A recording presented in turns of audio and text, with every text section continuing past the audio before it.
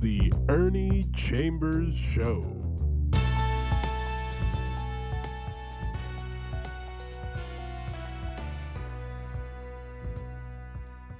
I'm Ernie Chambers, back again, and I'll give my mantra, I am what I am, and that's all that I am. This day, I'm going to do like I usually do, which is to say something very briefly about Cyrus the virus, otherwise known as COVID-19. As Black people, we are dying every day, along with the other people who deny that COVID even exists, who are opposed to taking the vaccination. I know that I cannot force anybody to do anything. I do not want to force anybody to do anything. I wish I could stimulate your pure minds so that you would get a clear focus on what it is we're talking about and how serious it is. The rate of COVID infection is rising in Nebraska. There are 50 states, as you all know, in the United States. The lower 48, as they call them, which make up that map that everybody recognizes. Then there's Alaska to the north and Hawaii across the water. 50 states. Nebraska is not known for much of anything, but it has the 14th highest rate in the country. There are not really that many people in Nebraska. Your governor is a man who has his eyes on a higher office with the Republican Party because due to term limits, he cannot run for governor again.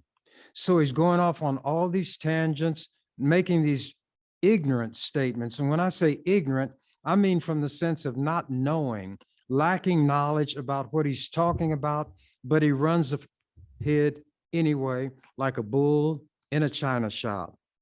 So if you all out there want to roll the dice, hope they don't come up snake eyes, you're free to do so. I know, and everybody else knows, that if Cyrus the virus gets you, you're going to sing a different tune. What I decided to do is read a little ode. That's a short poem dedicated to something or someone, and it's called Ode to COVID-19. By the way, there was a king, his name was Pyrrhus, and he was at odds with the Roman Empire.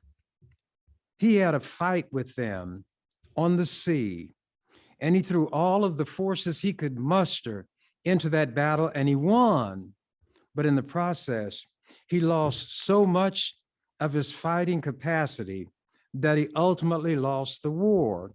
So when somebody talks about a Pyrrhic victory, they mean you won the battle, but you lost the war. It's like somebody would score a punch on Muhammad Ali, maybe even as in his later years, knock him down. But in the long run, over the long haul, Ali would emerge triumphant. Here it goes. Cyrus the virus, extremely desirous of raging like uncontrolled fire. Cyrus the virus did pen on papyrus, would that all humans expire. Cyrus the virus does not admire us. If it could have its own way, it would inspire us, then would require us by recklessness ourselves to slay. O Cyrus the virus, forget not King Pyrrhus, who dealt the Romans what for? A victory he won, but when all was done, King Pyrrhus lost the war. Cyrus the virus, the fate of King Pyrrhus awaits you if man but relents. Your days are numbered when minds unencumbered embrace medical science and sense. I'm not going to say more on Cyrus the virus right now. Sometimes I become whimsical. All of creation, as some people call it, all of the physical universe, as some people refer to it. In my mind, everything is interconnected, whether they call it animal, vegetable, or mineral. Discoveries are being made every day. One that was made some time ago that people don't even know is that fish don't exist. There was what was put together by scientists, taxonomists, those who name objects and animals, called a ladder of being. And at the bottom rungs were the more primitive, as they were called, creatures. And then each step up meant that there was a creature with greater development until you got to the very top, where human beings and their arrogance felt human beings would be.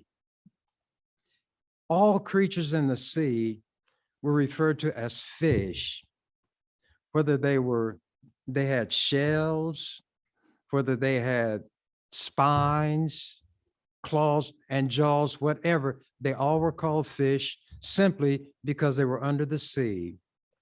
That would be like saying you've got a mountain and everything that lives on that mountain, because of where they live, are related to each other. So if you have a mountain goat over there and a little mountain chipmunk over here, they both are related because they live in the same place.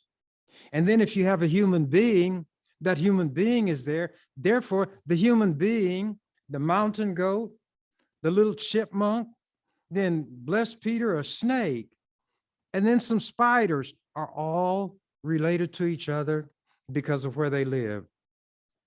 Preposterous. But that was the notion taken with all things in the sea. Scientists started using computers to put together the traits of these various creatures to see not even what they look like, but what they have in common. So one may have a shell. It may be under the water. It may have scales. It may have slimy skin. But in reality, in terms of its internal organs, the way they operate and function, they are more closely related to a cow in a pasture than to anything else in that water. That sounds fantastic, doesn't it? The word intuition means that you go by a feeling or sensing, not factual, not science-based, but just a hunch.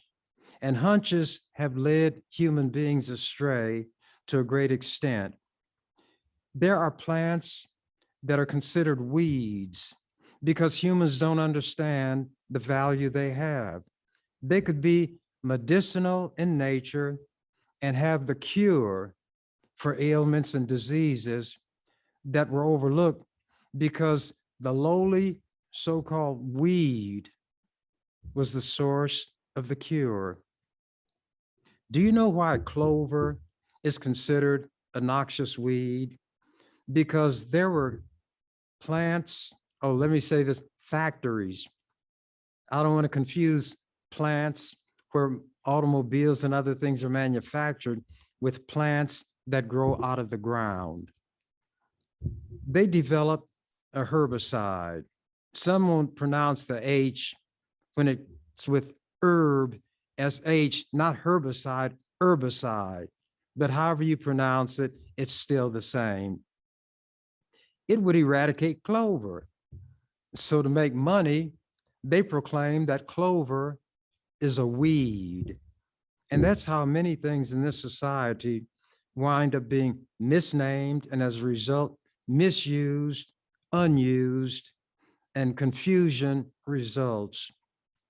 So what I do on occasion in my whimsical moments is to try to look at the world through the eyes, and not all things that I imagine that I'm a part of would have eyes even.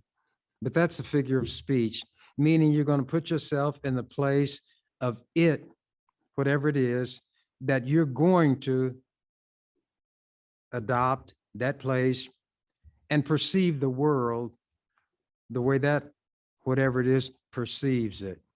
And I use the word perceive rather than see, because some people, some things experience the world through their other sensory organs. I saw an article in the World Herald the other day. The date was, it was on a Tuesday, November 16th, and there was just a picture of this huge blue spruce that was going to be the official Christmas tree for Omaha. And it was being put up at the Union Station or some big place where everybody could come. And then I said to myself, within myself, how would the world appear to a tree which may have developed and grown to its present height? This spruce was 40 feet high over years, maybe human generations, only to be chopped down by a human being to be a part of a pagan celebration. If that tree could think and express itself, what would it say? So I decided to put myself in the position of a tree, not the giant spruce, because nobody has any sympathy for very large things. Shakespeare said, "Oh, it is wonderful to have the strength of a giant, but it is tyranny to use it like a giant." So rather than assume the position of a huge organism, what about that organism when it was still small? People sympathize with baby anythings. So here's what I came up with. The title is, the article was labeled in the Omaha World Herald, "Carrying on a Tradition." And the tradition is to have an official Christmas tree for Omaha. And this one was put up at the Durham Museum, but it's called "Carrying on a Tradition." And that was the tradition, to have this tree.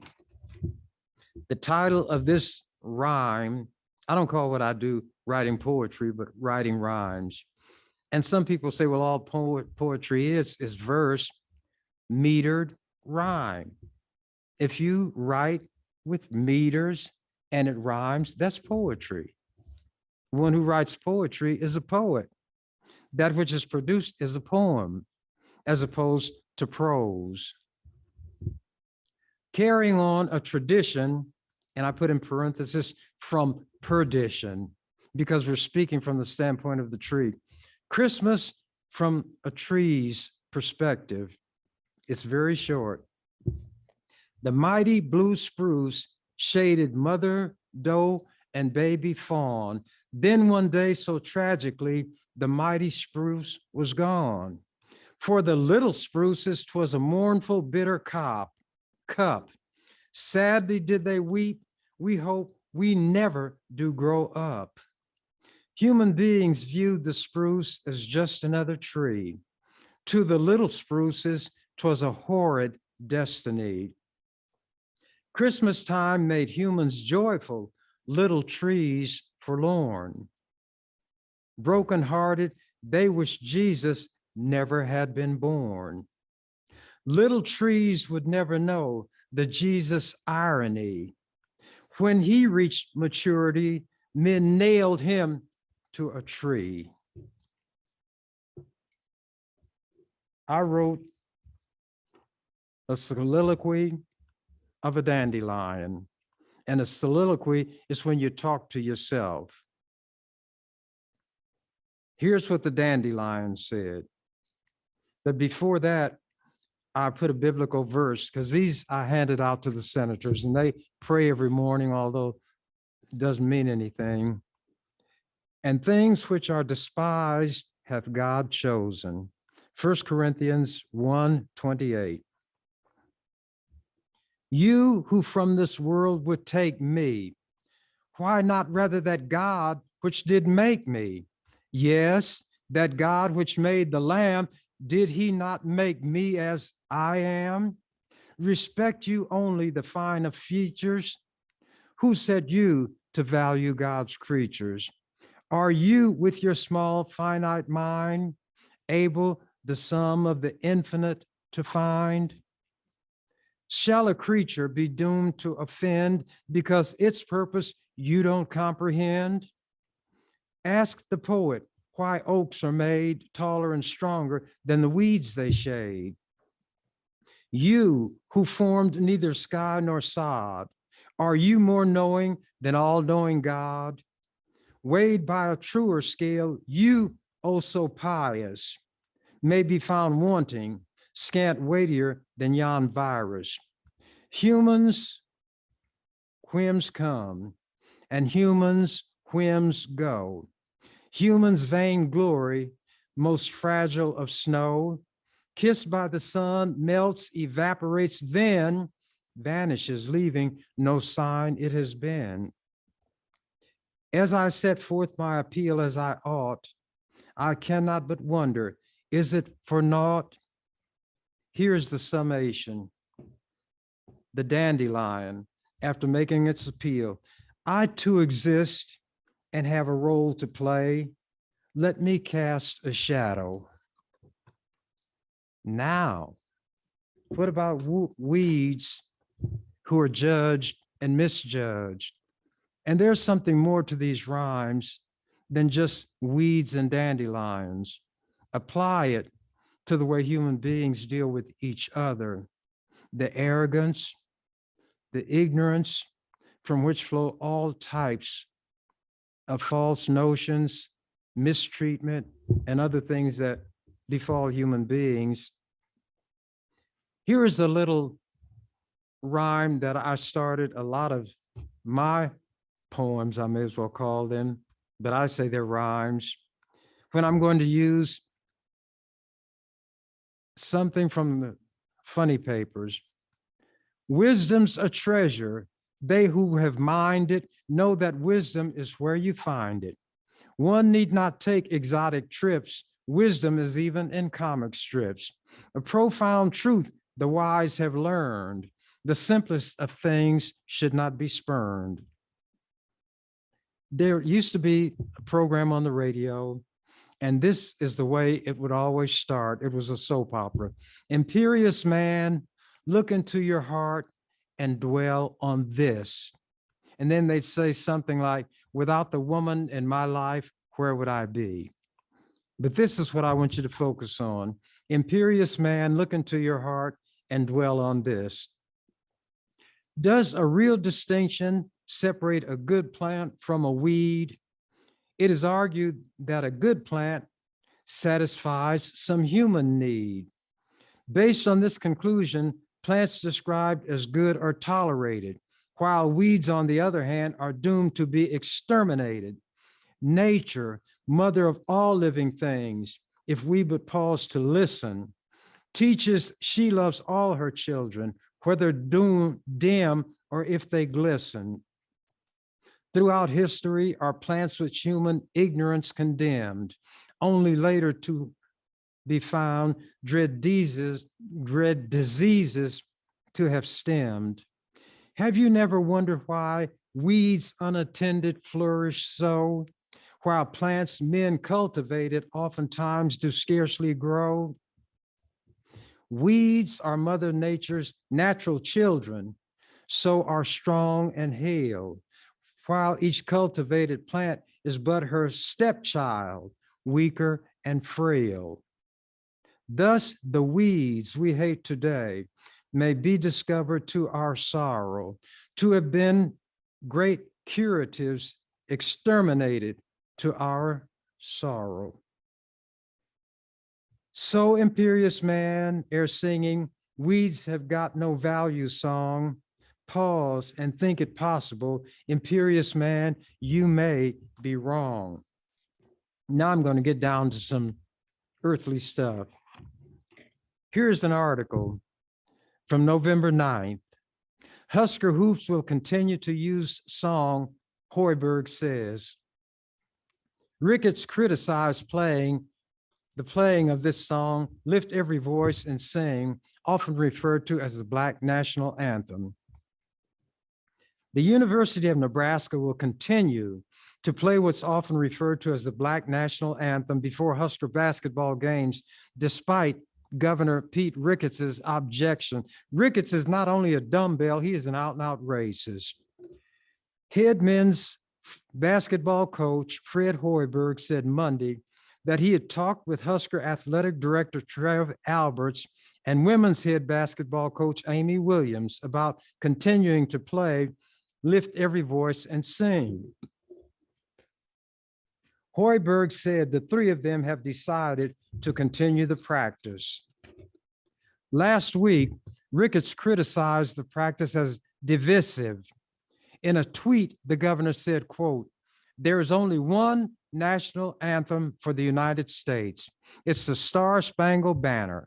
It's a symbol of our national unity, and it's the only anthem for America that should be played before Husker games." First of all, if a national anthem has any significance, it shouldn't be played at athletic contests, but nevertheless, they are played. What I've told people repeatedly on this program and told them in the legislature, the words to the national anthem were a poem written by Francis Scott Key. And Francis Scott Key was a slaveholder. And while holding slaves, raping Black women, assaulting little girls and maybe little boys sexually, he had the nerve to call America the land of the free while it was the only slave-holding nation in the world with the kind of slavery it had, where they owned people like cows, pigs, chickens, bred them and sold them at auction, the land of the free and the home of the brave. How brave are these white people? And do you know where the melody came from? The tune to which Francis Scott Key, the slaveholder, made words available. There was an old British drinking song called "To Anacreon in Heaven." Anacreon had to do with these drinking songs. So you have words written by a slaveholder and the melody from an old English drinking song. And Ricketts doesn't know that. White people in general don't know it. Most people don't know it. And yet they talk about being against so-called critical race theory, which is merely telling the truth about American history. And Ricketts and his ilk know just enough to be aware that it was slaveholding. There's rampant rape and brutality visited on Black men, women, and children. White men committing adultery, as well as sexual assaults and pedophilia, sex with little children.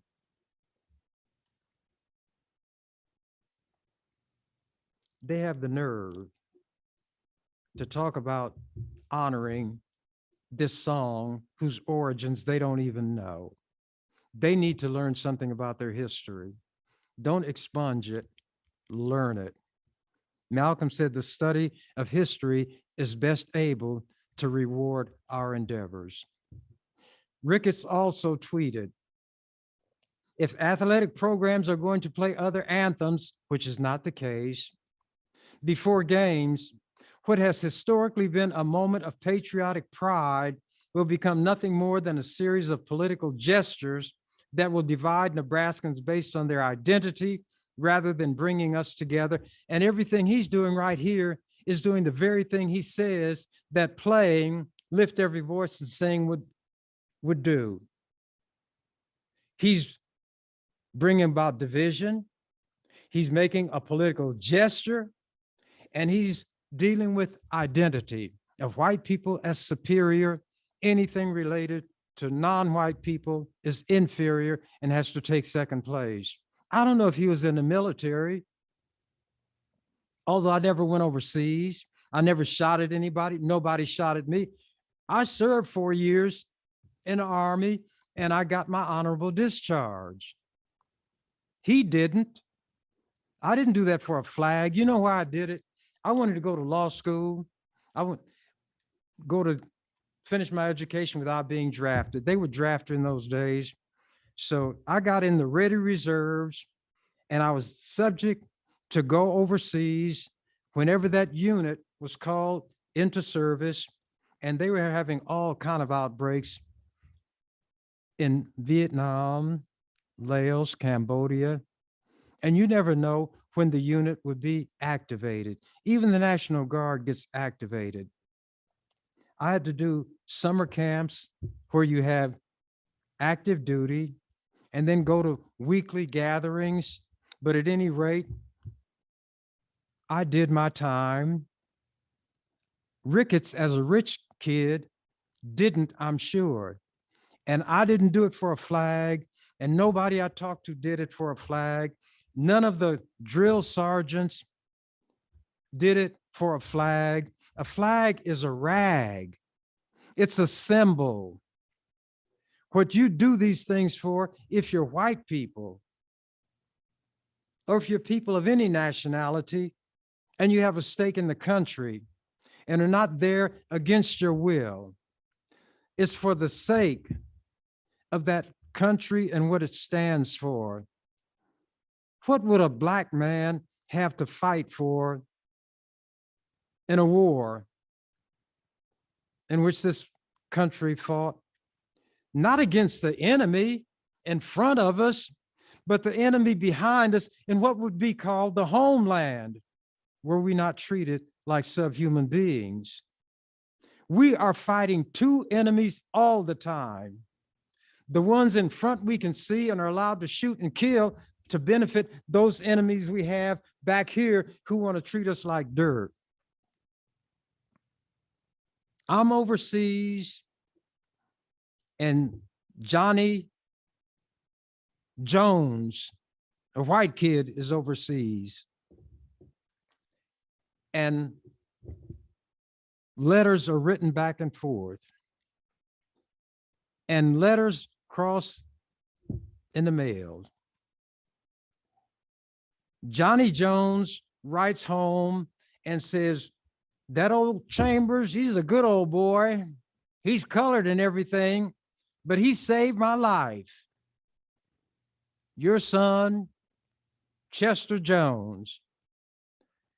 And old Ernie gets a letter that passed that one in the mail, where Johnny was writing his parents that I saved his life from my family, telling me, Ernie, your father was lynched by the Ku Klux Klan in the United States of America, the one whose uniform you're wearing, the one in whose war you are fighting. For what? So that these racists back here can kill your family, burn your home, rape your women. And that's America. And this racist dumbbell, a rich man's kid, has the nerve to say that playing a song is wrong. Let me continue. Hoiberg, speaking at a press conference Monday morning, said the Huskers had begun playing the song last year. Ricketts didn't know any of this. To provide unity after the National Association of Basketball Coaches suggested the song. The National Association of Basketball Coaches, which is 99 9/10 white, suggested that the song be played following the racial turmoil of that summer.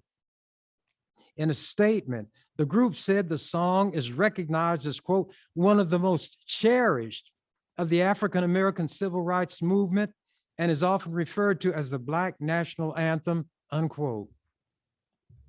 The university, Hoiberg said, will continue playing the song to promote unity and inclusion. Hoiberg said the university has, quote, heard a lot of positive feedback and obviously a lot of negative feedback on it. Continuing the quote from the coach, in talking to Trev, and Trev Albert is the athletic director at UNL. In talking to Trev and talking to Amy, she is the women's basketball coach, we have decided to continue on. We will change the format of it. The national anthem will be played first. We will clear the flag, and then to promote unity and inclusion, we will play Lift Every Voice after that. They ought not have the flag at all. The flag doesn't symbolize freedom to us. It is the symbol of our oppression. That's why I sit on the floor of the legislature. Y'all pray, y'all honor that flag every morning. To me, the flag is a rag. Everywhere I see the flag, I know there's racism. The flag was on the uniforms of those white cops who took Rosa Parks to jail for sitting in the wrong seat. And as I pointed out, and I'm gonna try to scamper through this, she sat in what was called the colored section when she first got on the bus. But because more white people were getting on the bus, they moved the sign farther back. And so although she's sitting in what the white people designated as the colored section, now was no longer that because white people wanted it. You can live in this house as long as we don't want it, but when we want it, we're going to take the house, your land, and we're going to rape your wife in the process. That's what white people have done. I'm not making it up. It's in their newspapers, it's in their movies, their dramas, their novels. And something like a little song. But at any rate, these coaches associations decided this song needed to be played. The American flag should not be there because the American flag besmirches and dirties everything because of what it means in this country in terms of being the symbol behind which the Klan does its dirt, the far right does its racist activities and depredations, and worn on the uniforms of the cops who brutalize and murder Black people, including women and children. Oh, the brave white man. Hoiberg said all Big Ten schools that stay out on the floor for the playing of the national anthem also play Lift Every Voice and Sing. Continuing his quote, I've been really proud of our team the last couple of years for using their platform to address issues that have been going on in our country and hopefully promote change. But for us, we feel as sport, hopefully, we can help be an example. We have players from all over the country, all over the world that have to come together and play for each other and be one. And obviously, we need to be better in our country in that area. This is a white man making an acknowledgement, unquote. A spokesman for Ricketts said Monday that the governor stands by his statement. Taylor Gage is a spokesman. He did not elaborate, but included a link to Ricketts's earlier press release. Senior Husker forward Derek Walker said in an interview Monday that playing the song is important to the players. Quote, when coach told us that they want to take it away, I was honestly shocked because it's just why and who does it affect? Walker said. And when you hear this song, how does it make you feel? You can come out and support us and watch us play basketball, but the song, you hate the song. It's still a reflection of us. And I feel like if you hate the song, you hate us. And he ain't wrong.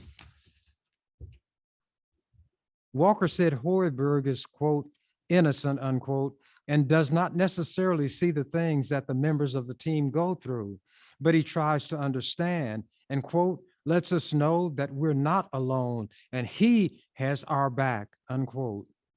Then he continues with this quote. just with everything going on, especially over the last few years with just police brutality, the systemic racism, and everything that people of color have been through, continuing to play the song is big for us, Walker said. But us do not count for these racists who love to come and watch us run on the field, run up and down the court, hit the volleyball over the net. It's all for the entertainment of these racists who in fact hate us. Walker continued, we've all come from different places, and to be told that there's only one right song for the nation now, I don't feel like that's right, he said. The governor making an issue of the song is what's divisive, said Cynthia Robinson, chair of the Black Studies Department at the University of Nebraska at Omaha. She called Ricketts's position and comments absolutely ridiculous. Quote, why is the governor weighing in on it? And the very first thing that's being talked about is divisiveness. The country is already divided. The governor brings the song up. He makes it political, and that then becomes divisive, unquote. She said the playing of the national anthem at sporting events is about building national conformity. Quote, the Star-Spangled Banner, she said, brings an aura of obligation. Fans have to stand, take off their hats, maybe put their hands over their hearts and sing. On the other hand, lift every voice and sing is not obligatory. Quote, we want to act like there's no racism in a country that was founded on racism, Robinson said. So Black people having a song is threatening. A song is threatening. They want to take even that. The lyrics to Lift Every Voice and Sing are actually inclusive, said Justin Payne, an adjunct professor in the UNO Black Studies Department. He teaches a course called Music and the Black Experience. The song, he noted, was written as a poem by NAACP leader James Weldon Johnson in 1900. His brother, John Rosamond Johnson, put it to music. It is said to have been performed for the first time for the late President Abraham Lincoln's birthday. Quote, the lyrics give a story about an exodus from slavery to freedom, unquote, Payne said. You all have heard that song, Exodus, that the Jews like? This land is mine, God gave this land to me.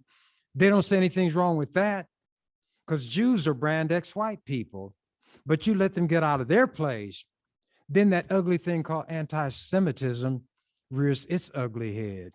There are Jews in Germany who, when Hitler and his brown shirts first came on the scene, said the things I'm hearing can't be true. They can't be that bad.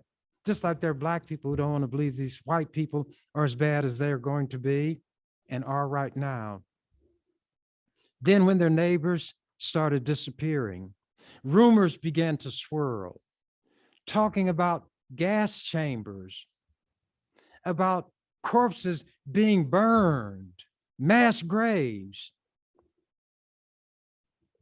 Then too late, the reality hit them that was right in front of their eyes, but they didn't want to see it because it was too horrible for the human mind to grasp and retain its sanity. Continuing anyway. Where I left off, the lyrics give a story about an exodus from slavery to freedom, Payne said. Payne grew up singing the song reverently as a hymn at his church, Pleasant Green Baptist in Omaha. It generally resonated more with older generations, he said, but the appreciation for it has grown again among young people because of the Colin Kaepernick initiated controversy over the national anthem. Quote, I don't necessarily see it as political, Payne said, more so as a song of history and hope because it speaks about a journey. Now, guess what I have here? I have an editorial written in the Omaha World Herald Sunday Song promotes unity. Ricketts's criticism is divisive.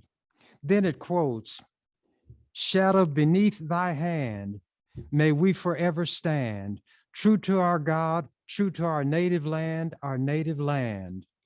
Then the editorialist continues, "Governor Pete Ricketts finds this divisive. We disagree.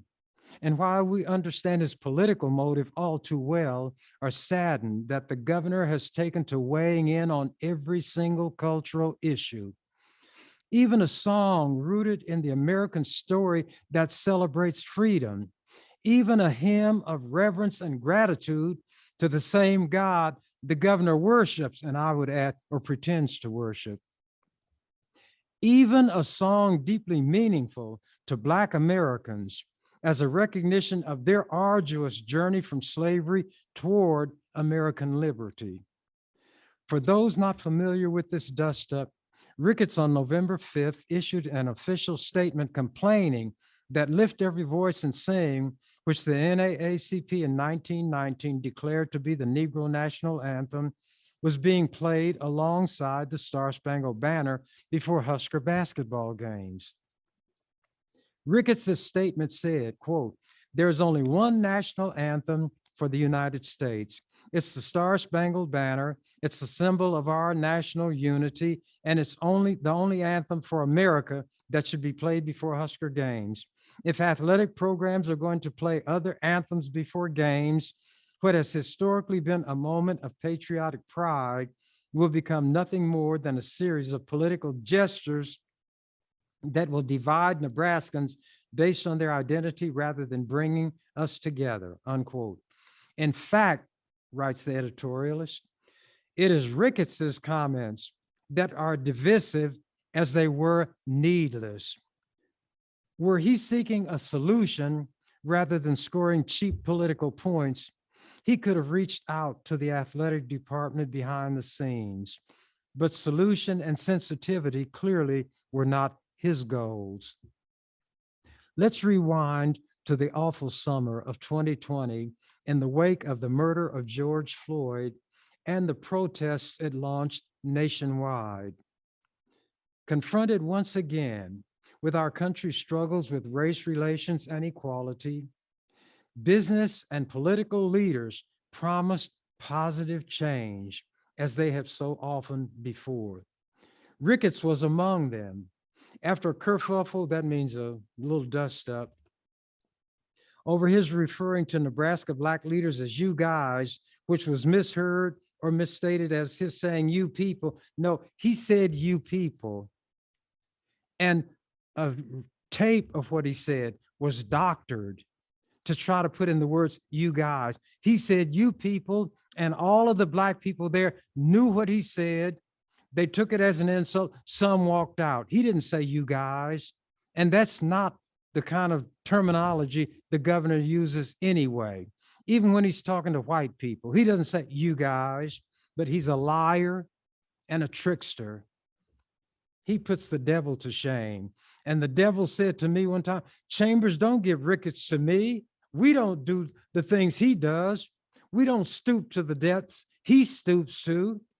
He will be better if he rises to the level of the things that the devil does." Anyway,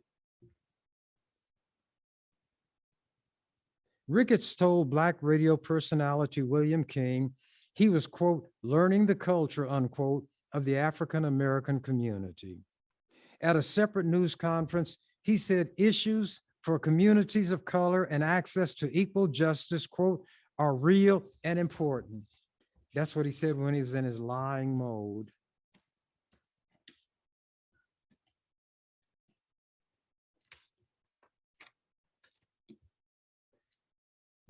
Among the institutional responses to events that summer was a decision by many sports institutions to begin playing "Lift Every Voice" along with the Star-Spangled Banner before games. The NFL did it. The NBA did it.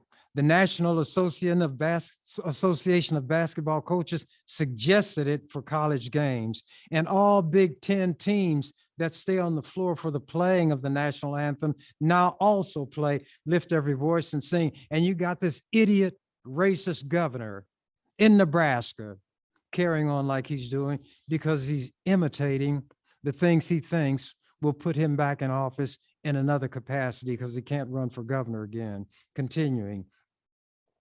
These sports are dominated by Black players, and including the song is a show of respect. These great athletes are not stage performers for white fans who get to set the rules. They are stakeholders, and it is only proper to include their views in shaping their competitive and work environments. The guy who was the athletic director at Creighton found out he created a hostile work environment when he referred to the players leaving the plantation. The racism inherent in that statement, and some of the players that left the school and others who had said they would pledge to come there as players changed their mind. That's the racism and what it does. We still are not viewed as people. We're viewed as things and commodities and play actors. Continuing, the Nebraska Athletic Department's response to Ricketts was both perfect and mature. It is changing the order in which the songs are played, with the national anthem first.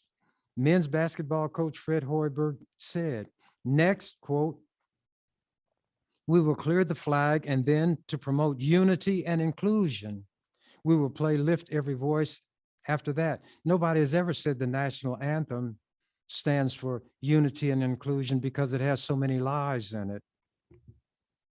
Continuing, we don't think anyone was confused about which song was the U.S. national anthem, as Ricketts seemed to suggest, but the change is a reasonable compromise. Besides being the right thing to do, playing Lift Every Voice is helpful in showing recruits that Nebraska is a welcoming place. That's true not just for athletes. It is absolutely essential for our future economic health. Business leaders across the state have long recognized that Nebraska must promote and live out diversity and inclusion if it is to attract and retain millennial and younger workers needed to address Nebraska's acute labor shortage.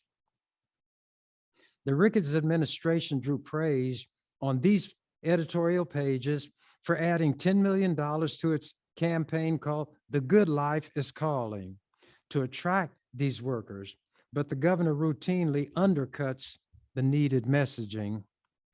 Back in June 2020, Ricketts asked King to judge his heart, excuse me, and apologize for using, quote, trigger words, unquote. Has his heart changed?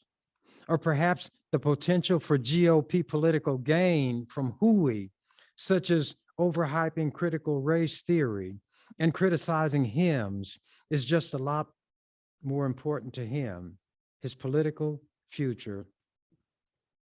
Playing Lift Every Voice and Sing before basketball games is not divisive.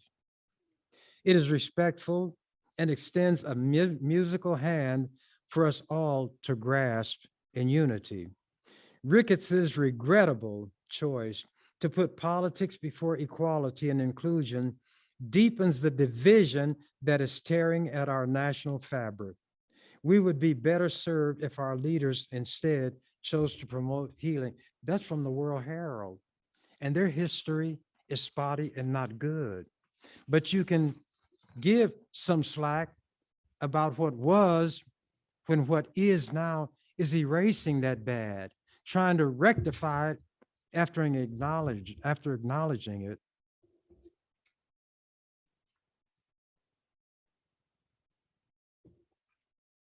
Let me now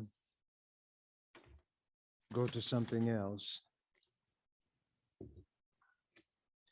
After the World Herald editorial appeared on Sunday, this is in Tuesday's paper, Governor Pete Ricketts on Monday urged Husker fans to treat opposing players respectfully, even those who kneeled during the Star-Spangled Banner.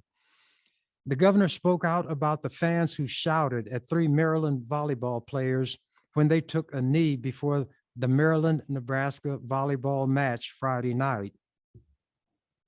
Among the shouters, according to Landon Flux, who sang the national anthem, was one who yelled, "Stand up, you piece of trash," and they probably used the N-word. Ricketts weighed in on Monday in response to a question at a press conference about adoption.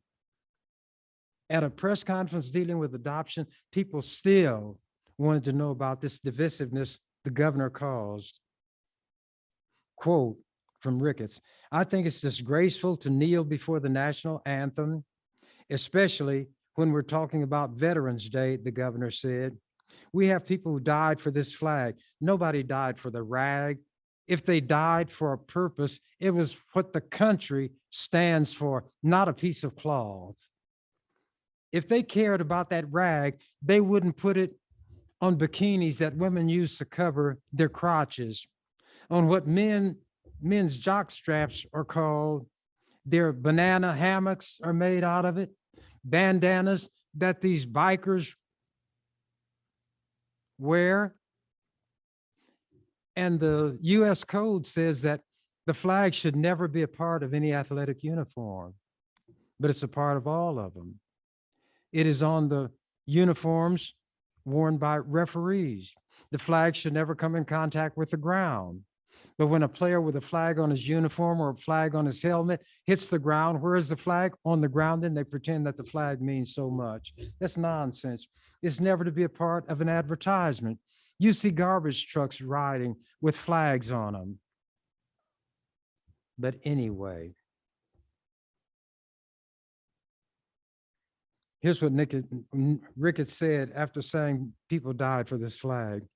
"Having said that, however, we're also known for having the best fans in college sports." I don't know where that comes from. "And two wrongs don't make a right here. There was only one wrong, what these white people did."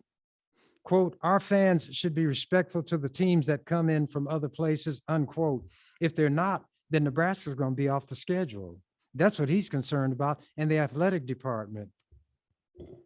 The game was played one day after Veterans Day.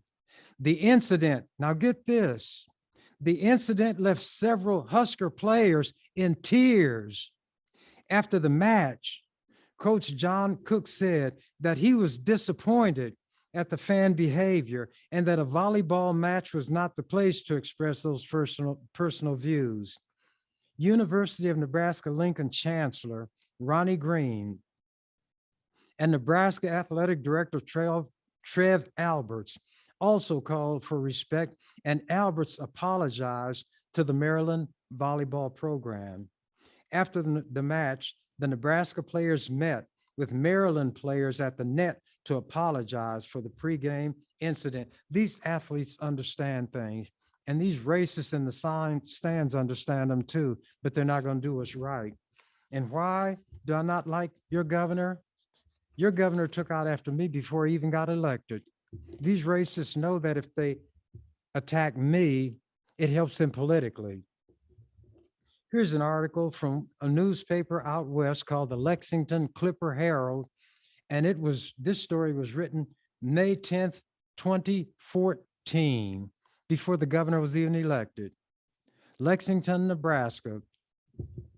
If local voters need a seal of approval, they got two on Thursday afternoon in the form of former Nebraska Governor Kay Orr and former Nebraska Congressman Bill Barrett, who both endorsed Republican generational candidate Pete Ricketts. Both former public servants were on hand at the Lexington Grand Generation Center Thursday as Ricketts sought to seal some local votes before the Tuesday primary. Why would I read this? What has this got to do with anything? Ricketts is campaigning for governor. I'm going to show you what's on white people's mind in Nebraska. During a question and answer session with residents after his talk, Ricketts said if elected, he would not allow the tactics of Omaha Senator Ernie Chambers to hijack the agenda of the legislature. He's not a legislator. If what I'm doing hijacks the agenda, let the legislators do something about it. But this racist Klansman, addressing people he considers to be Klanspersons, feels he has to take out after me, and he doesn't know me, to get into their good graces. And many white politicians have campaigned for an office while campaigning against me. They bring me up in their campaigns and say what they're going to do to me when they get in office. Never has it panned out. But anyway, here's what Ricketts went on to say.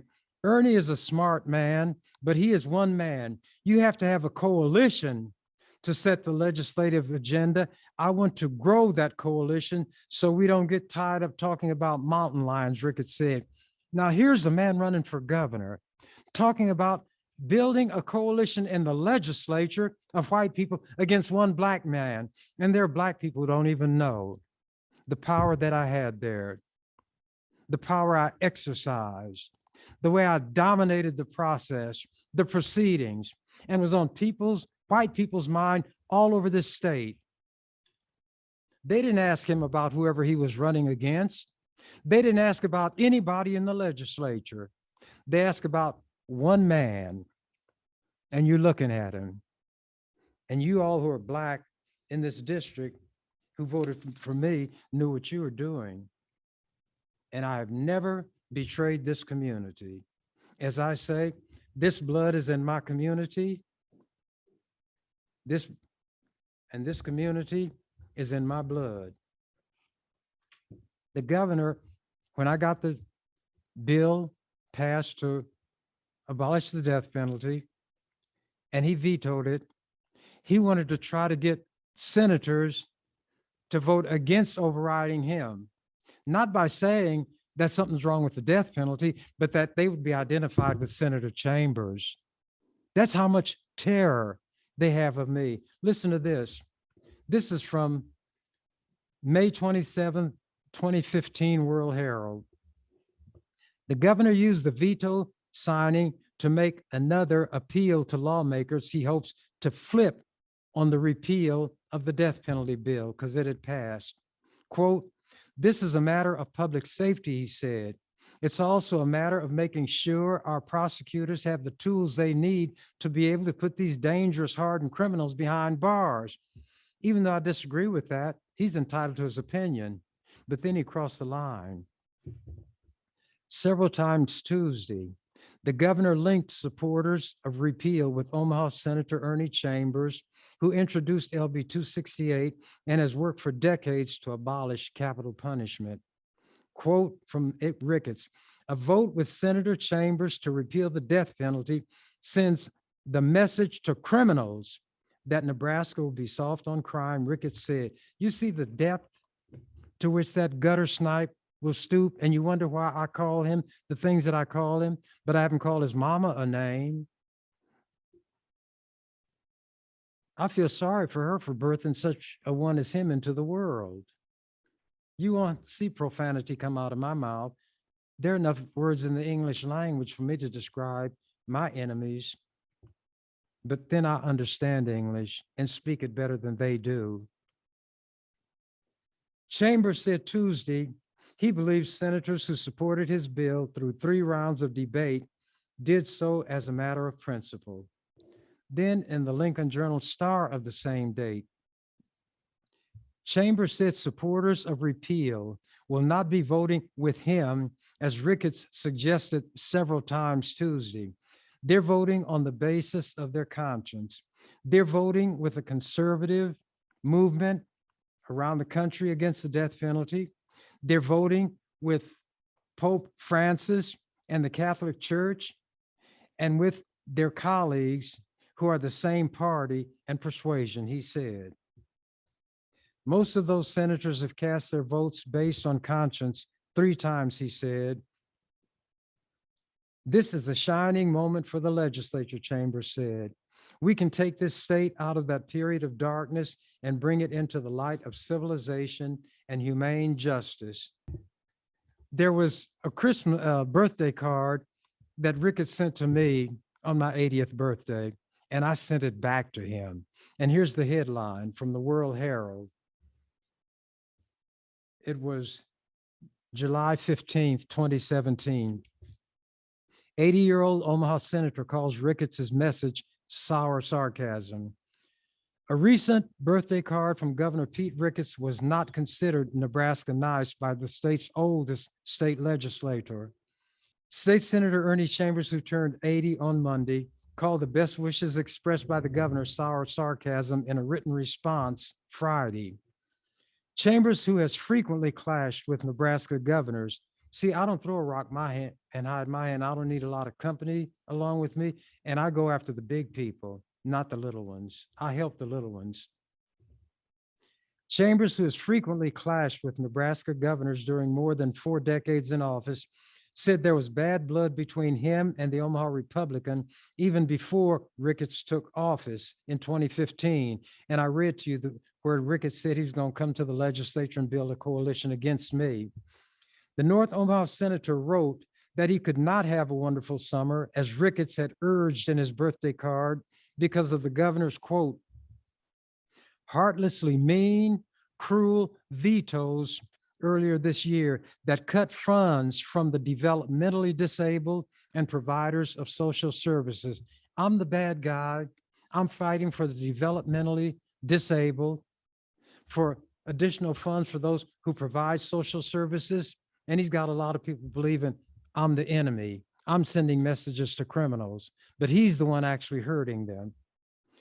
Chambers also criticized the governor for dismissing his call 3 weeks ago to fire State Patrol Colonel Brad Rice for alleged mismanagement of an internal investigation. I said the governor should fire the head of the State Patrol. This is the response. Ricketts' spokesman, Taylor Gage, called the senator's suggestion on June 20th ridiculous. Ridiculous. But 4 days later, the governor ordered an investigation of patrol leadership, and on June 30th, he fired Rice, the head of the State Patrol. I don't bite my tongue. I say what I believe needs to be said, and whoever gets in the way, well, let the chips lie where they fall. Said Chambers, who'd have thought you would do such a ridiculous thing? Chambers wrote in his response letter shared with reporters. When asked to comment about the criticism of the birthday card, Gage said there was no sarcastic intent. Quote, the governor sends birthday cards to senators and their spouses with sincere greetings and messages, Gage wrote in an email. That's all that I'm going to go through today. There's much more that I want to say, but all things come to an end. And my time today has come to an end. I'll be back next week, as the old folks used to say, Lord willing, and the creek don't rise.